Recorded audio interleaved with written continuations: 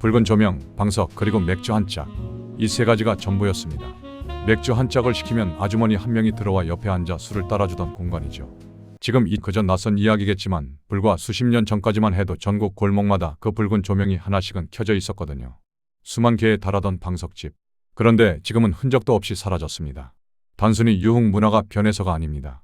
방석집이 걸어온 길에는 전쟁과 가난, 경제 개발의 땀, 그리고 수많은 사람들의 처절한 생존이 뒤엉켜 있었거든요. 오늘은 그 탄생부터 몰락까지 그 이야기를 풀어드리겠습니다. 1945년 해방 직후 한반도엔 미군이 쏟아져 들어왔습니다. 외국 군인들과 함께 들어온 건 물자만이 아니었죠. 유흥 문화 자체가 뒤흔들리기 시작했습니다. 기생을 두고 고급 음식을 즐기던 요정 문화는 여전히 존재했지만 그건 돈 있는 사람들 이야기였습니다. 서민들에겐 그림의 떡이었죠. 그러다 6.25 전쟁이 터졌습니다. 전쟁이 끝나고 나서 남은 건 폐허뿐이었어요. 집을 잃고 남편을 잃고 기댈 곳 하나 없는 여성들이 거리로 나왔습니다. 당장 오늘 밥벌이를 해결해야 했으니까요. 동시에 전쟁터에서 돌아온 남자들도 있었습니다. 몸은 살아 돌아왔지만 마음속엔 말로 꺼내기 힘든 상처들이 가득했죠. 위로가 필요했고 술이 필요했습니다. 이 두 절박함이 맞닿은 자리에서 방석집이 태어났습니다. 구조는 단순했어요. 좁은 방에 방석을 깔고 낮은 조명을 설치하고 맥주나 막걸리를 팔면서 여성 접대부가 곁에 앉아 말동무를 해주는 형태였죠. 요정보다 훨씬 저렴하고 그냥 막걸리집보다는 뭔가 더 있는 중간 어딘가의 공간이었습니다. 화려하지도 않고 자랑스럽지도 않은 출발이었지만 방석집은 그렇게 한국 현대사의 가장 밑바닥에서 조용히 뿌리를 내렸습니다. 전쟁의 상처가 낳은 생존과 위안이라는 두 가지 본능이 만들어낸 공간이었던 겁니다. 1960년대 박정희 정부가 경제개발 5개년 계획을 밀어붙이기 시작했습니다. 구로공단, 인천 부평, 부산 사상공단. 전국 곳곳에 공장이 들어서면서 고향을 떠난 젊은이들이 무더기로 도시로 몰려들었죠. 경상도 시골 마을에서 올라온 19살 청년, 전라도 농촌에서 상경한 20살 아가씨. 이들에게 서울은 기회의 땅이기도 했지만 동시에 차갑고 낯선 곳이었습니다. 하루 12시간 공장을 돌리고 나면 남는 건 녹초가 된 몸뿐이었어요. 고향 생각, 부모님 생각. 그런데 딱히 갈 데가 없었습니다. 술 한 잔 기울이고 싶어도 번듯한 술집은 주머니 사정이 허락하지 않았죠. 그때 방석집이 딱 맞아 떨어졌습니다. 맥주 한 짝 값을 서너 명이 나눠내면 됐거든요. 1인당 부담이 크지 않았습니다. 게다가 신발을 벗고 방바닥에 앉는 구조가 고향집 방 안 같은 느낌을 줬어요. 딱딱한 의자에 앉아 마시는 술이 아니라 다리 뻗고 편하게 앉아 마시는 술이었던 겁니다. 접대부 아주머니들도 단순히 술만 따르는 사람이 아니었습니다. 오늘 작업량 얼마나 했어요? 고향엔 언제 내려가요? 이런 말 한마디에 공단 청년들은 마음이 풀렸거든요. 말 들어줄 사람 하나 없는 도시에서 그 아주머니의 말 한마디가 진짜 위로였던 겁니다. 결국 방석집은 공단 지역을 넘어 전국 소도시 골목까지 빠르게 퍼져나갔습니다. 유흥 공간이기 이전에 고향을 잃은 사람들의 임시 안식처였던 셈이죠. 방석집 문을 열고 들어서면 먼저 주인 아주머니가 맞이합니다. 자리에 앉으면 바로 묻죠. 몇 짝 드릴까요? 여기서 짝이 핵심입니다. 맥주 한 짝은 20병이에요. 그런데 이게 단순히 술 20병을 사는 게 아니었습니다. 한 짝을 주문하는 순간 전담 접대부 한 명이 배정되는 겁니다. 땅콩이나 마른 오징어 같은 기본 안주도 함께 들어왔죠. 말하자면 술과 서비스가 한 세트로 묶인 패키지 상품이었던 겁니다. 공간 구조도 독특했어요. 대부분은 방 한두 개짜리 아주 작은 가게였습니다. 그런데 규모가 좀 있는 곳은 방을 여러 개로 나눠서 각 팀이 서로 보이지 않게 분리해뒀어요. 프라이버시를 원하는 손님들, 특히 직장 상사나 거래처 사람을 데려온 경우엔 이런 구조가 중요했거든요. 접대 인력의 특징도 있었습니다.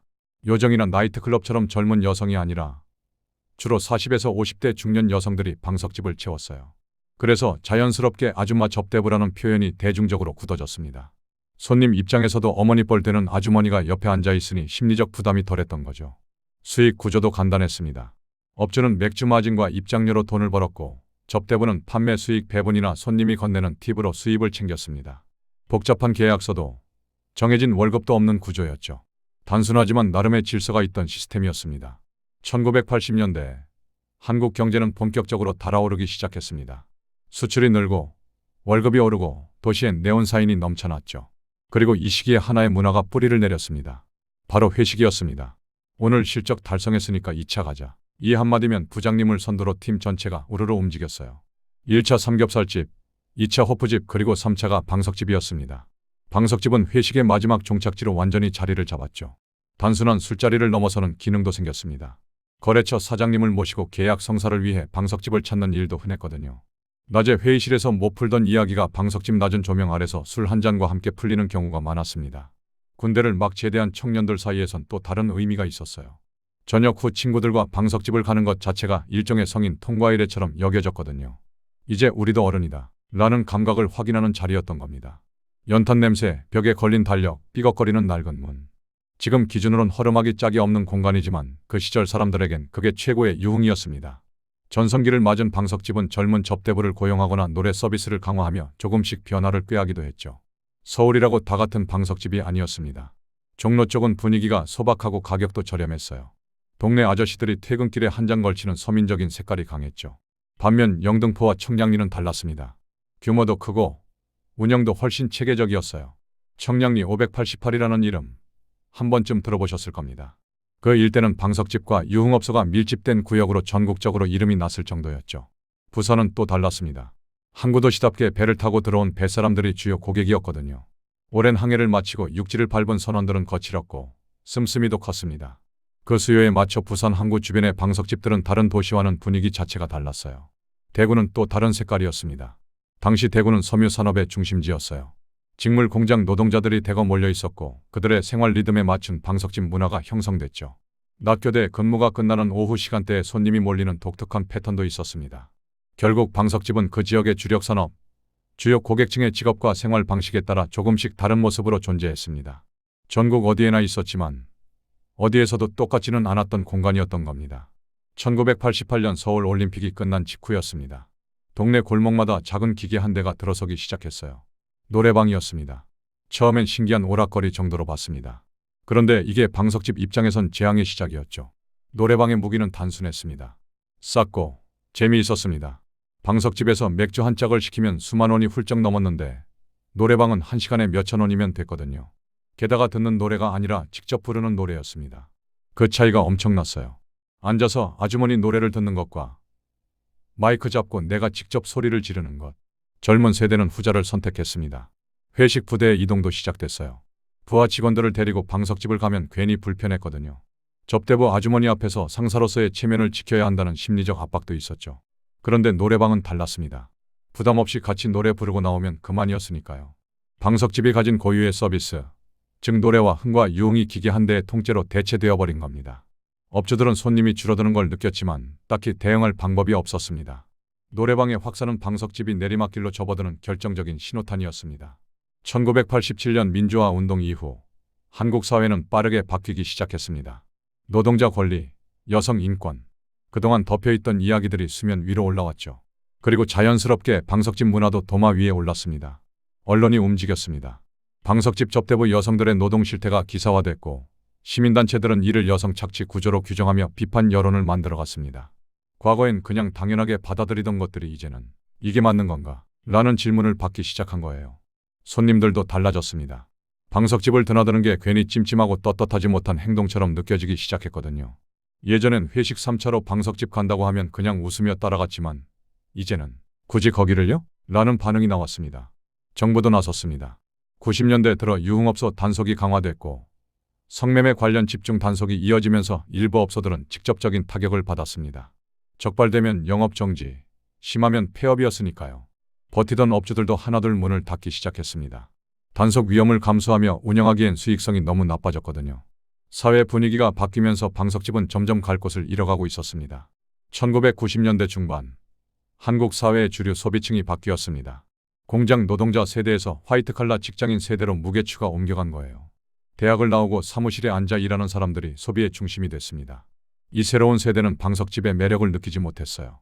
낡은 방에 방석 깔고 앉아 중년 아주머니와 술 마시는 게 그들의 감성과는 맞지 않았거든요. 호프집이 생기고 이탈리안 레스토랑이 들어서고 세련된 바가 골목마다 들어섰습니다. 유흥 수요가 없어진 게 아니라 그 수요를 채우는 방식이 완전히 달라진 겁니다. 결정타는 2004년에 날아왔습니다. 성매매 특별법이 시행된 거예요. 불법 서비스로 간신히 버티던 남은 방석집들은 이 법 앞에서 더 이상 운영을 이어가기가 어려워졌습니다. 단속이 강해졌고 처벌도 무거워졌죠. 여기에 도시 재개발까지 겹쳤습니다. 방석집이 있던 낡은 골목들은 하나씩 포클레인에 밀려나갔어요. 그 자리엔 아파트가 들어서고 대형 상가가 들어섰습니다. 공간 자체가 사라진 겁니다. 수십 년을 버텨온 방석집은 결국 법과 문화와 도시 개발이라는 세 방향의 압박 앞에 역사 속으로 사라졌습니다. 방석집 이야기를 하면서 정작 그 안에 있던 사람들 이야기를 빠뜨리면 안 됩니다. 접대부 아주머니들. 이분들이 없었으면 방석집 자체가 존재하지 못했습니다. 대부분 중년 여성이었어요. 남편이 없거나 있어도 돈을 못 버는 상황이었습니다. 아이들 학비, 집세, 생활비, 어깨에 짊어진 짐이 너무 무거웠던 겁니다.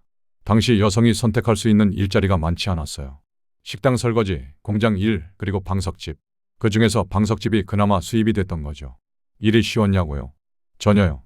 술 취한 손님의 폭언은 기본이었고 때로는 폭력적인 상황도 있었습니다. 사회적 멸시도 감수해야 했어요. 바깥에선 손가락질 받는 직업이었으니까요. 그래서 자식들한테는 절대 말을 못했습니다. 엄마 어디 다녀? 음식점 일해. 이렇게 둘러댔어요. 낮에는 평범한 동네 아주머니로 밤에는 방석집에서 술상을 차리는 이중적인 삶을 살았던 겁니다. 방석집이 문을 닫으면서 이분들의 삶도 바뀌었습니다.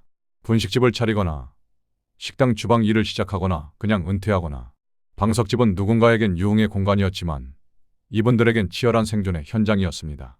방석집은 사라졌지만 그 흔적은 곳곳에 남아 있습니다. 방석집에서 흘러나오던 트로트 음악. 그 감성이 지금 트로트 열풍으로 이어지고 있다고 보는 시각도 있습니다. 미스터 트롯, 봉숭아 학당. 중장년층이 열광하는 이 콘텐츠들의 뿌리를 거슬러 올라가면 방석집의 낮은 조명 아래 흘러나오던 그 노래와 닿아 있거든요. 노래방도 방석집의 유산 중 하나입니다. 방석집이 제공하던 노래와 흥의 기능을 기계로 대체한 게 노래방이었으니까요. 형태는 완전히 달라졌지만 사람들이 술과 함께 노래를 찾는 본능은 그대로였습니다. 영화나 드라마에서도 방석집은 살아있습니다. 80에서 90년대 시대적 배경을 재현할 때 방석집 장면은 빠지지 않는 단골 소재예요. 연탄 냄새, 붉은 조명, 맥주병 가득한 방. 그 장면 하나로 관객은 바로 그 시대 속으로 빨려 들어가죠. 룸살롱이나 단란주점 같은 현대 유흥업소에서도 방석집에 변형된 흔적이 보입니다. 접대부가 배정되는 방식, 음식과 서비스가 묶인 패키지 구조. 형태는 세련되졌지만 기본 모델은 방석집에서 이어진 겁니다. 어두운 면도 있었고 따뜻한 면도 있었던 공간. 방석집은 그렇게 한국 현대사 깊숙이 새겨진 채 변형되어 지금도 어딘가에 살아 있습니다. 청량리 588이 있던 자리엔 지금 아파트 단지가 들어서 있습니다. 영등포 골목도 마찬가지예요. 붉은 조명이 켜져 있던 그 자리에 편의점과 카페가 들어섰습니다. 공간은 완전히 사라졌어요. 하지만 기억하는 사람들은 아직 있습니다.